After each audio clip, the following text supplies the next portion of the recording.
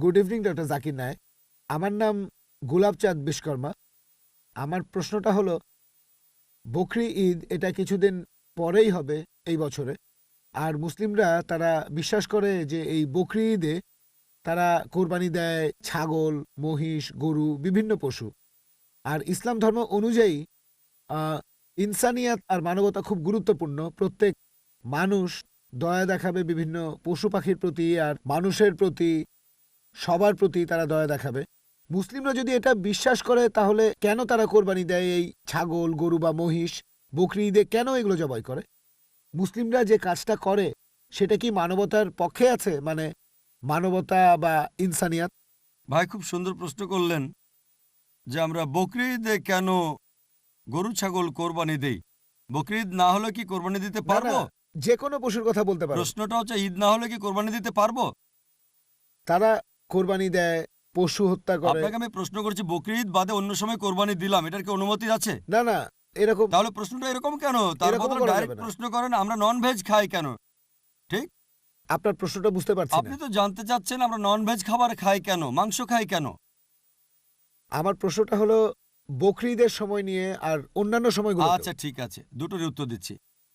বকরি ঈদে যেটা হয় আল্লাহ পবিত্র করে বলছেন সূরা হজ অধ্যায় নম্বর 22, আল্লাহ সুবহানাহু ওয়া তাআলার কাছে মাংস বা রক্ত পৌঁছায় না, আল্লাহর কাছে পৌঁছায় তোমাদের তাকওয়া। অন্য ধর্মে এরকম না। অন্যান্য ধর্মে উৎসর্গের সময় পশু বলি দিয়ে ফেলে রাখে একটা বেদিতে একজন দেবতার সামনে। সেটা খায় কে? ঈশ্বর খান। ইসলাম ধর্মে যখন কোরবানি দেই আমরা কি করি? কমপক্ষে 1/3 অবশ্যই গরিব লোককে দিতে হবে, 1/3 দেব আত্মীয় আর বন্ধুদের, বাকিটা নিজের জন্য রাখবো। নিজের জন্য ম্যাক্সিমাম 1/3 রাখতে পারবেন। চাইলে আপনি পুরোটাই দান করে দিতে পারেন। তাহলে যখন কোরবানি দিচ্ছি তখন কি করছি? মানুষ জাতির উপকার করছি। আমরা তাদের জন্য খাবার দিচ্ছি। এখন কাউকে খাবার দেয়া এটা কি ভালো না খারাপ? খাবার দেয়া যাতে মানুষ উপকার পেতে পারে, এটা কি ভালো না খারাপ? ভালো। মানুষের জন্য এটা ভালো না খারাপ? ভালো। তাহলে ইসলাম হচ্ছে মানবতার ধর্ম। আপনি প্রশ্ন করতে পারেন যে প্রাণীদের কেন হত্যা করা হচ্ছে? মানুষের জন্য ভালো, কিন্তু প্রাণীদের জন্য কি হচ্ছে? আর সত্যি বলতে একজন মুসলিম শুধুমাত্র ভেজ খাবার খেয়েও ভালোভাবে ধর্ম পালন করতে পারে। ননভেজ খাওয়া ইসলামের জন্য বাধ্যতামূলক না। তবে আল্লাহ যেহেতু আমাদেরকে অনুমতি দিয়েছেন ননভেজ খেতে, তাহলে আমরা সেটা খাবো না কেন? আল্লাহ পবিত্র কোরআনে বলেছেন সূরা মাইদা অধ্যায় নম্বর 5 আয়াত নম্বর 1, সেই চতুষ্পদ প্রাণীর মাংস খাও যেগুলো তোমাদের জন্য হালাল করা হয়েছে। আল্লাহ বলেছেন সূরা নাহল অধ্যায় 16 আয়াত নম্বর 5, তিনি চতুষ্পদ প্রাণী সৃষ্টি করেছেন যাতে করে তোমরা উপকার পেতে পারো এবং তাদের মাংস খেতে পারো। এই কথাটা আবারও আছে সূরা মুমিনুন অধ্যায় নম্বর 23 আয়াত নম্বর 21, যে গবাদি পশুর মধ্যে রয়েছে নিদর্শন, তাদের উদরের দুধ পান করো এবং তাদের মাংস তোমরা খাও। তাহলে যেহেতু আল্লাহ আমাদের অনুমতি দিয়েছেন, তাহলে ননভেজ খাবো না কেন? এবার লজিক্যাল কারণে আসি। এখনকার বিজ্ঞান বলছে যে ননভেজ খাবারে, মাংস জাতীয় খাবারে প্রচুর ভিটামিন থাকে, আর এটাই একমাত্র খাবার যেখানে পরিপূর্ণ আমিষ আছে। আমাদের মানুষের শরীরে 23 রকমের অ্যামিনো অ্যাসিড আছে যেগুলোর প্রয়োজন হয়। এগুলোর মধ্যে 8টা অ্যামিনো অ্যাসিড শরীর তৈরি করতে পারে না, এগুলো পাই আমরা খাবার থেকে। এমন কোনো ভেজ খাবার নেই যেখানে এই 8টার সবগুলোই পাবেন।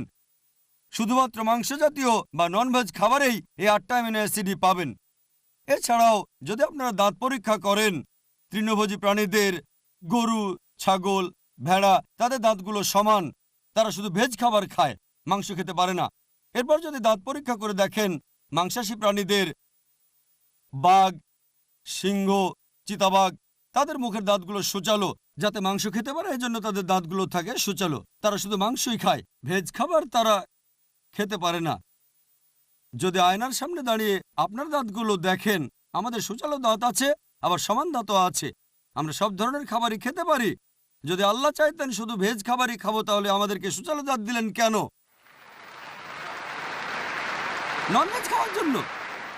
এছাড়াও তৃণভোজী প্রাণীদের যে পরিপাকতন্ত্র, গরু, ছাগল বা ভেড়ার শুধু ভেজ খাবার হজম করতে পারে, ননভেজ হজম করতে পারে না।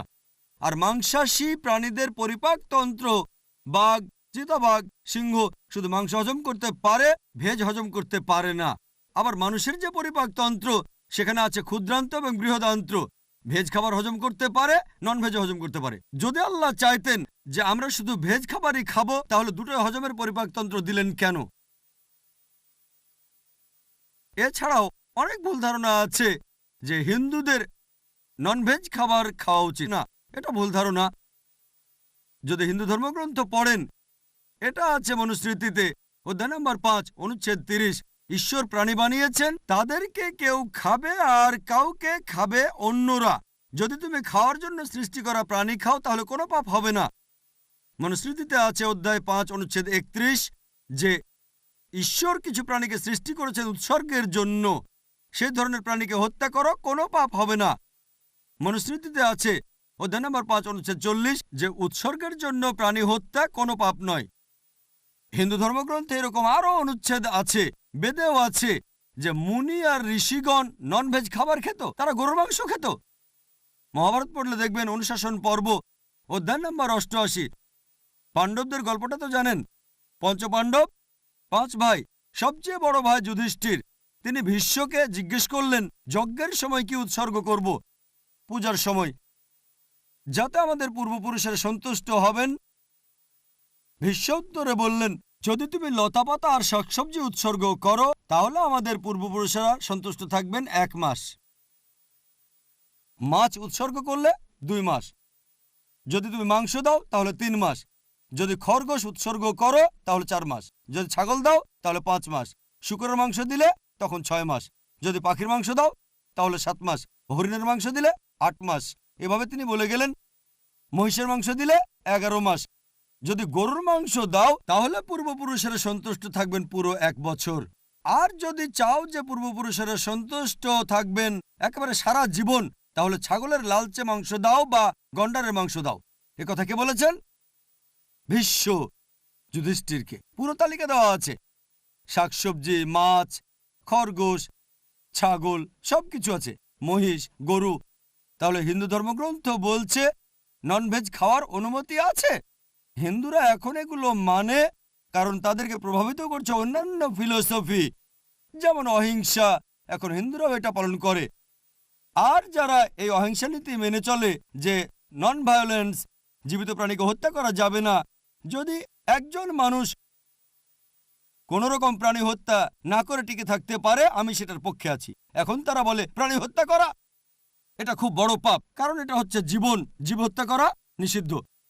এখন বিজ্ঞান উন্নত হয়েছে আর আমরা জানতে পেরেছি যে গাছপালারও জীবন আছে। তাহলে ভেজ খাবার খেলেও তো জীব হত্যা করছেন।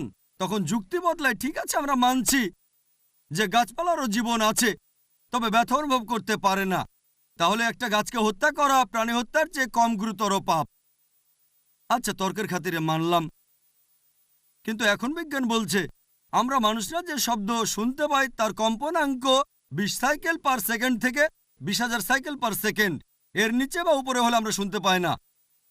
বর্তমানের বিজ্ঞান বলে যে গাছপালা কান্নাকাটিও করে, কিন্তু সেটা মানুষ শুনতে পায় না। আমেরিকার এক কৃষক একটা যন্ত্র বানিয়েছেন যেটা দিয়ে গাছের কান্না মানুষ শুনতে পাবে আর জানতে পারবে কখন গাছের পানি লাগবে।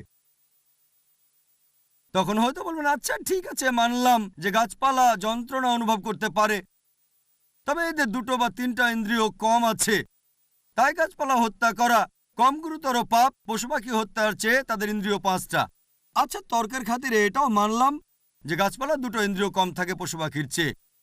আপনাদের একটা প্রশ্ন করি, যে ধরেন আপনার ভাই, আল্লাহ না করুন, ধরেন সে জন্মালো বোবা আর কালা হয়ে, আর বড় হওয়ার পরে তাকে কেউ মেরে ফেললো, তখন কি জজের কাছে গিয়ে বলবেন, মাই লর্ড এই খুনিকে কম শাস্তি দেন কারণ আমার ভাই ছিল বোবা আর কালা?